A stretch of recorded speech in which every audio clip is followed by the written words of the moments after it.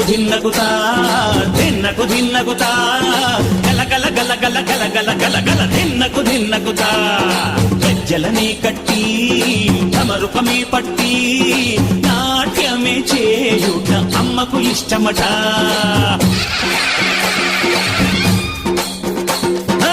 ఊరే ఊగేల ఇయ్యాలి హారతి, కాయలు కొట్టి ఫలములు పెట్టి పాదాలు తాకితే అడిగిన వరములు ఇచ్చును తల్లే.